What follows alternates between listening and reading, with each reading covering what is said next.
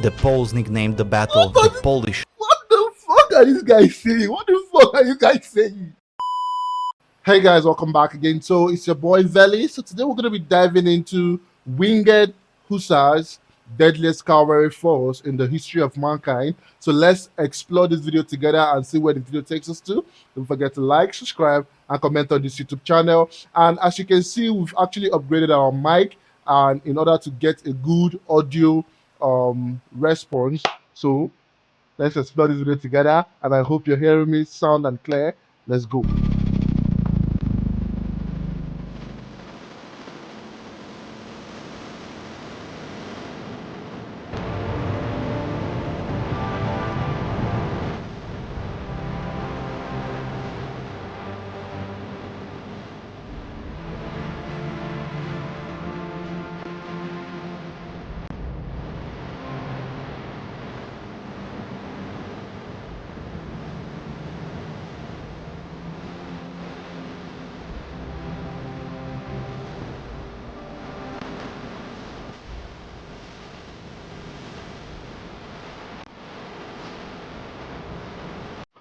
See, right? See, honestly, I really commend the forces of the past in the sense that, right, in today's technological advancement, right, you don't actually need to be face to face with your opponent, to do combat in order to actually take the person out.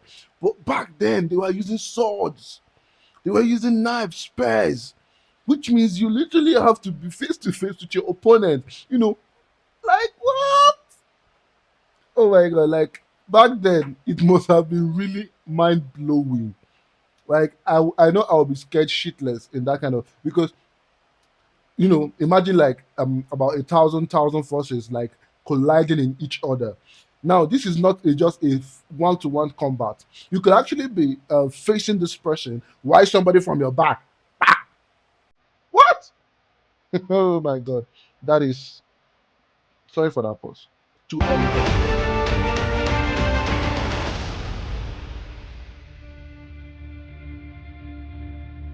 Cavalry throughout the history has been one of the most important factors when it came to winning battles.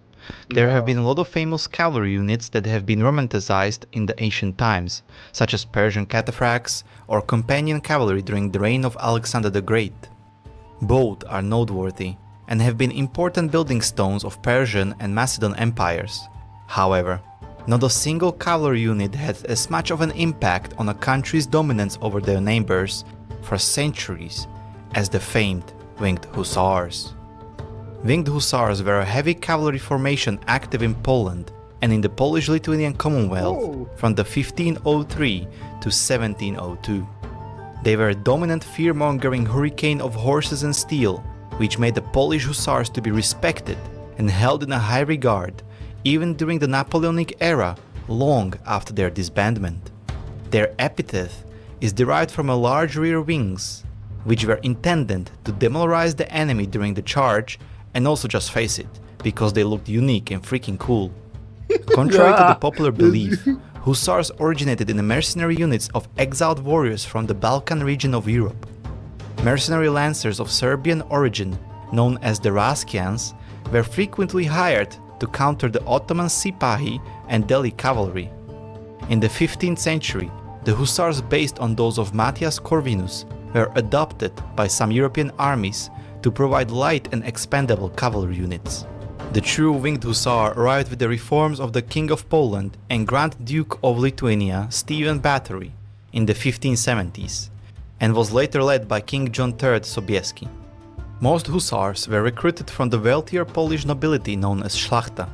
Each Hussar, tovarищ, or comrade in English, raised his own pochet or retinue. Several retinues were combined to form a Hussar banner or company. Over the course of the 16th century, Hussars became heavier in character. They abandoned wooden shields and adopted metal-plated body armor.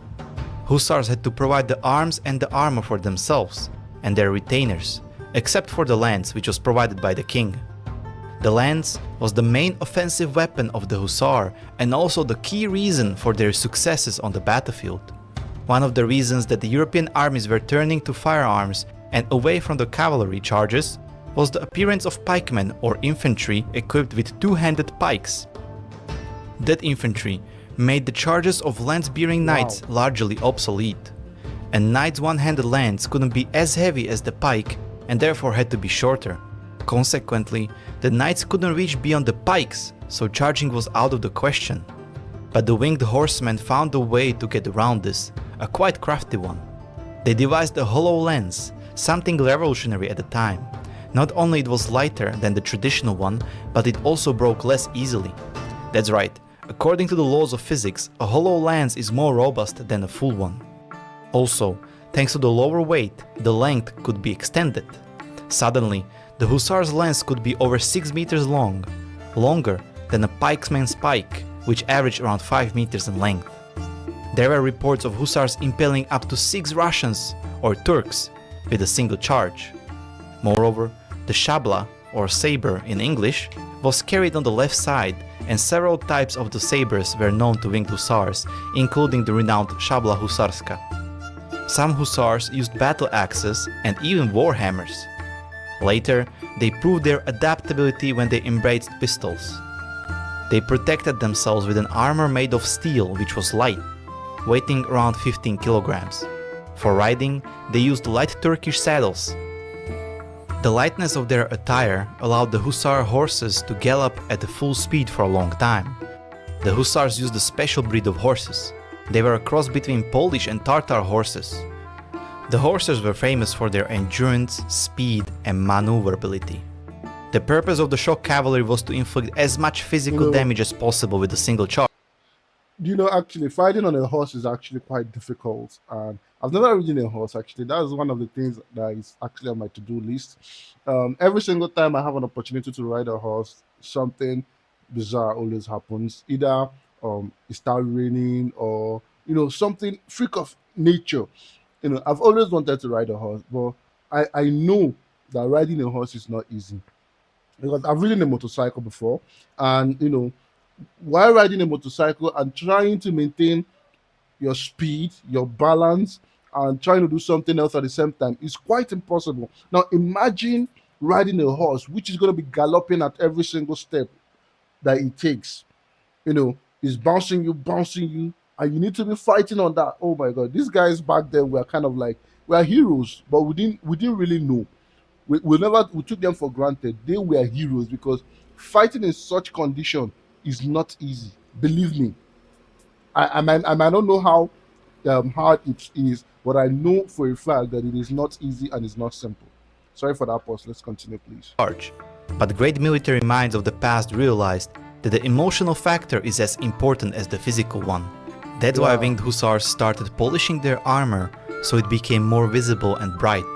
It is also the reason why they wore leopard or bear skins on their shoulders, and most importantly, why they attached eagle wings to themselves, hence getting the name the Winged Hussars. In an era where it was unlikely that you would ever see a neighboring city, what were you supposed to make of the rapidly approaching heavily armored legion of vengeful, glittering angels? The only problem was that the only wealthy nobles could have afforded the hussar equipment and a horse.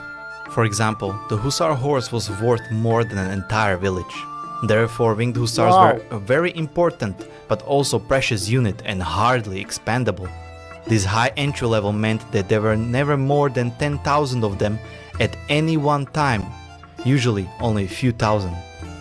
Besides the famous Battle of Vienna in 1683, the winged hussars won most of the battles they fought.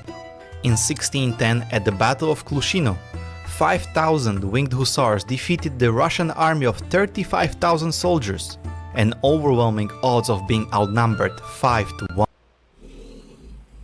5,000 defeated 35,000.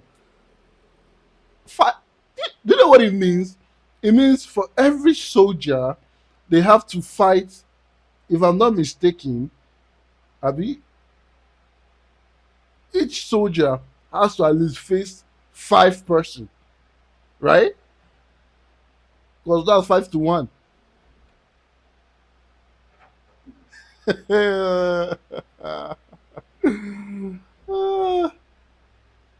these guys were how will I use it? I don't even know the English word to use. 5,000. 5,000. 35,000. I just have to say this. I just have to say this. I never see. You see what I'm just saying right now? It's still very hard for me to believe there was ever a time in this life that the Polands actually lost a battle. If I don't know the history of World War II, I would tell you that I can actually be swearing and be shouting it from the rooftop that there was never a time that Poland could ever lose any battle because these guys were impressive. 5,000. Then imagine when you have them about like if you have them 100,000, that means your country is impenetrable. Like what? Ah, God.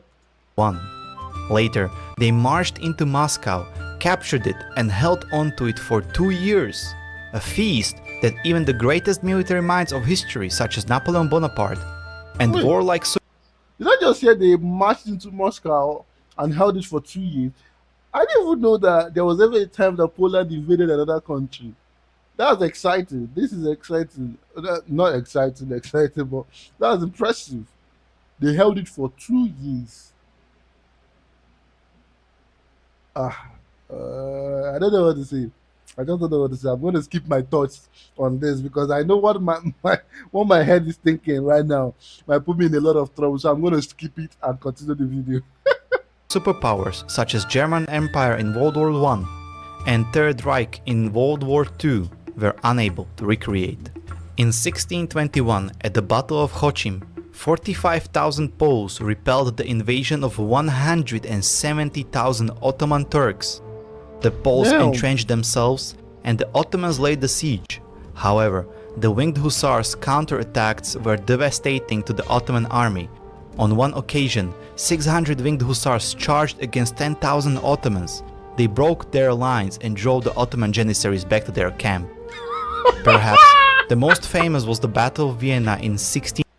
600! 6 fucking hundred, man!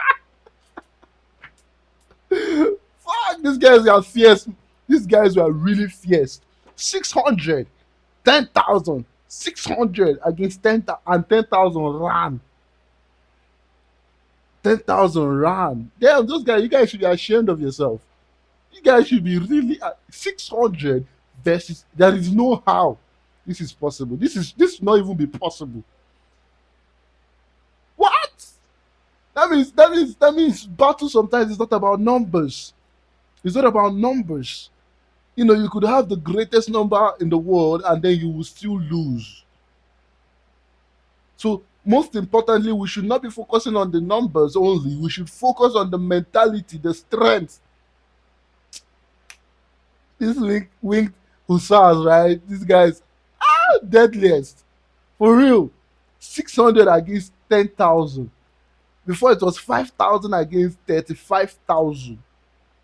And I think they said 40,000 as if it was 45,000 against 170,000. And they stood there. I said, if you have these people 100,000, forget it. No man can ever. They said they took Moscow for 2 years. Until today, nobody has been able to recreate it. Nobody. Damn! Anybody in Poland was like this. I never knew. Sorry, guys. I didn't know. Don't mess with them.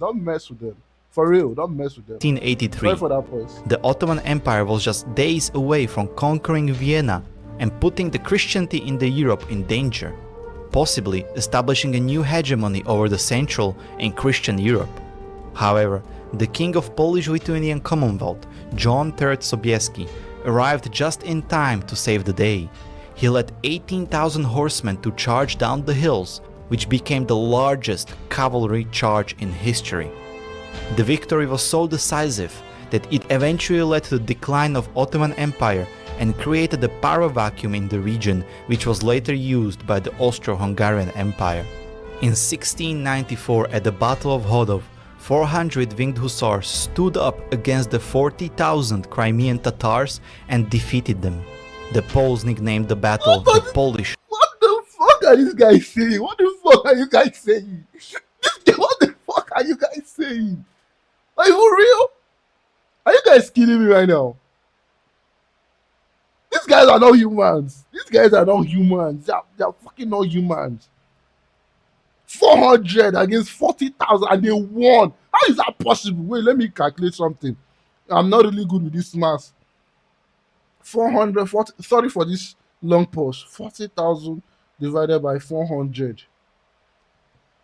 Do you know what that means? Each soldier has to face 100 person and defeat them. You know, if they ever bring back this legion of this winged hussars, the world better get ready because Poland will definitely invade the whole world. I'm telling you for a fact. 400 against 40,000. What are you telling me? Come on, Poland. Where did that might go? What happened? This group should never have been disbanded for any reason. For any reason. No matter what you need to spend on them, spend on them and retain them. These guys are God. These guys are giving me joy. Sorry. Let's continue, please. I'm making Thermopylae. videos longer these days. I The don't know end why. of the Hussars' glory came a few years after their greatest victory at the Battle of Vienna. In 1702, at the Battle of Klishov, the Swedish army led by the famous Charles XII destroyed the winged Hussars. It was the signal of the downfall of the famed cavalry. After nearly 2 centuries of dominance, the adversaries of Polish-Lithuanian Commonwealth started adapting and learned how to counter this unstoppable force of steel and flesh. The Hussars' opponents began using so-called Frisian horses. These were spiked obstacles that stopped cavalry charges. The firearms improved rapidly and caused more damage to the horsemen. Their reputation had also suffered, as the quality of the soldiers seeking to join them visibly decreased, as well as the slumping Polish economy were the main reasons behind the end of the Hussars. From then on, the winged Hussars took only part in ceremonies, as they became too expensive to raise and obsolete in the new modern warfare, which led to the public giving them a mocking nickname, the funeral soldiers. The Polish parliament abolished them in 1776. Yet, after the partition of Poland, the tradition of skilled hussars lived on, some of which kept a fear-mongering reputation while serving in Napoleon's armies. Today, the hussars are but a memory that conjures the lost glory of Poland's early modern period. Some of their accessories have become prized elements of the museum collections. At Kornik Castle, there are 3 lances. At the Wawel Royal Castle, you can see a winged suit of armor, while on display at Warsaw Polish Army Museum is an ornate hussars horse stack for parades. The Polish hussars are depicted on the commemorative 200 zlotych gold coin, and the badge of the Polish Army's 1st Armored Division is inspired by the armor of the winged hussars. Despite their fall from grace, their unique innovative design and legendary fearsomeness means that their image has continued to last through all sorts of stories for the last 230 odd years since their dissolution. No doubt, the Hussars will continue to inspire many for years to come. Yeah, The winged Hussars were the definitely. deadliest cavalry in the history of humankind. They won most of the battles they fought, even when outnumbered by the enemy. The sight of the winged Hussars inflicted fear in the hearts of the opponents. They achieved a legendary reputation. The stories about their feats circulated across Europe, Russia, and the Ottoman Empire. Everyone knew and feared the angels of death. I love that name. I love that name. The angels of death. Oh my god. See, it actually happened because I know that where the winged hussars strength was mostly lied on was in the cavalry. They were an elite cavalry. And when the modern warfare began to, bring up spikes, to stop their cavalry, it diminishes their strength. So I understand why they were actually, disbanded and all those things.